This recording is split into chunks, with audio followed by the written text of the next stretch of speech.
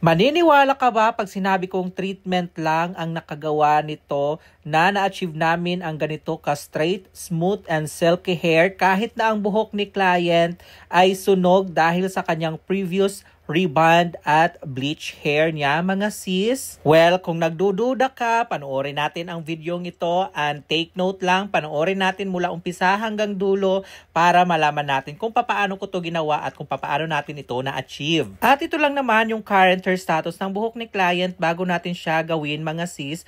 Rebonded ito a year ago at meron ding kulay. At yung kalahati ng kanyang buhok, mga sis, is naka-bleach po yan. At kung papansinin nyo, talagang dry na dry yan, damage na damage, at frizzy ang kanyang buhok dyan, mga sis. Pinag-iisipan nga ng aming client dito kung ipapariban niya itong buhok niya or ipapatreatment lang, mga sis, dahil nga nagwo-worry din siya sa current status ng buhok niya ngayon na talagang damage na damage at gusto pa niya itong pakulayan ng lighter color. Gusto niyang ipapantay doon sa bleach hair niya yung kulay niya, mga sis. At dahil sobrang tingkad nga nung nasa lower part na kanyang hair color or bleach niya, mga sis, so hindi namin kayang habulin yan ng hair colors alone lang. So ang gagawin namin ay kung ano lang yung kaya nung hair color na i-apply ko sa kanya, yung pinaka-lightest na ma-reach namin ay hanggang doon lang, mga sis. Dahil hindi ko na rin kukulayan yung previous bleach niya dahil nga ngarag na yan. Kung papatungan ko pa ng hair color, baka lalong mangarag. So, ayan, mga sis, na-applyan at na-process ko na yung hair color niya dyan. Bali, yung in-apply ko lang is yung pinaka-lightest blonde na hair color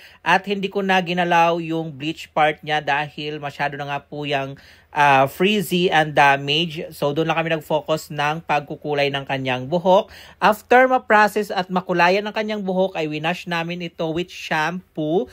Then, proceed naman kami sa application ng aming hair treatment na gagawin or gagamitin. At ito na nga yung gagamitin naming hair treatment, mga sis. Kung makikita nyo, bali 3 pong klase ng treatment ang ginamit ko dito na Keratin Opti Straight ng Wires Hair Product. O, diba? Gamit na gamit ang power trio ng Keratin Opti Straight ng Wires Hair Product. Charis. So, gagamitin natin yung 3 variant ng Keratin Opti Straight ng Wires Hair Product sa buhok ni client at i-explain ko sa inyo kung bakit 3 variant yung ginamit ko sa buhok ni client. So dahil past rebonded nga yung buhok ni client at meron siyang regrowth at bleach hair, bali yung blue variant, yan po yung i-apply natin doon sa may wavy part or yung mga bagong tubo niya aside doon sa kanyang previous rebond and bleach hair. O, nagets nyo na yung first application. Charis. Yung red variant naman, mga sis, doon natin siya i-apply sa rebonded part pero hindi natin siya ilalagpas doon sa kanyang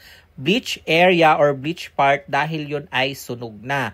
Bali, ang i-apply naman natin doon sa bleach part is yung yellow variant. O, diba? Napaka-amazing ng treatment na to. Talagang gamit na gamit yung 3 variation natin ng ating Keratin Opti Straight ng Wires Hair Product. So, ganun lang yung ating magiging application yan, mga sis. Una yung blue doon sa pinaka-regrowth, yung red sa rebonded, at yung yellow variant naman ay doon naman sa bleach area. At paalala lang mula sa inyong Sisilab Shading na hindi ko po hinihikayat yung ating mga manunood, lalong-lalo na kung hindi naman kayo mga professional hairstylist, dahil hindi po namin pinahihintulutan na kayo ay mag-DIY gamit itong product na to dahil maaaring magdulot ito ng kapahamakan sa inyong mga buhok kapag mali yung process na ginawa sa inyong buhok. At ginawa ko lang ang video na to para ipakita sa inyo kung gaano ka-effective ang product na to at para na rin doon sa ating mga kapwa hairstylist na walang idea kung paano ginagawa yung ating Keratin Opti Straight ng Wires Hair Product, pero hindi po ako or hindi ko po pinahintulutan na kayo ay mag-DIY kung hindi kayo mga hairstylist. So, ayan mga sis, na-applyan na nga natin yung buhok ni client ng ating Keratin Opti Straight. So, binabad ko muna ito ng 1 oras. Then, after 1 hour,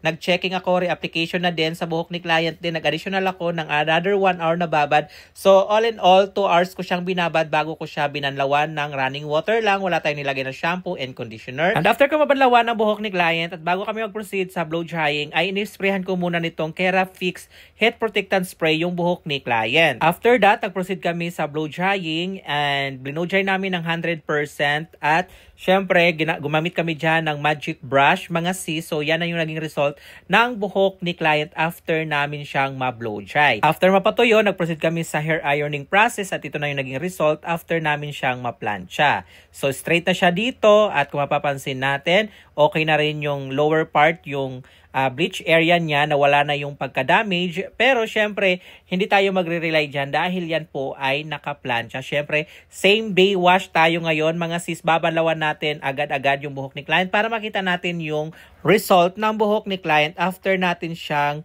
kulayan at gamitan ng ating Keratin Opti Straight. Sa pagbabanlaw naman nito mga sis, shampoohin natin siya, then maglalagay tayo ng conditioner or hair mask after natin siyang ma-shampoo. So ito na nga mga sis, bali nabanlawan na nga natin yung buhok ni client dito. Then papatuyuin ito natin ng medium heat lang ng ating blow dry. At fast forward ko lang ng very light yung video natin para mabilis siyang matapos mga sis. And by the way, kung kayo po ay mga salon owner at gusto nyo pong i-try yung mga product ng Wires Hair Product at gusto nyo pong magpa-demo sa inyong mga salon, nag-o-offer po ang Wires Hair Product ng exclusive salon demo.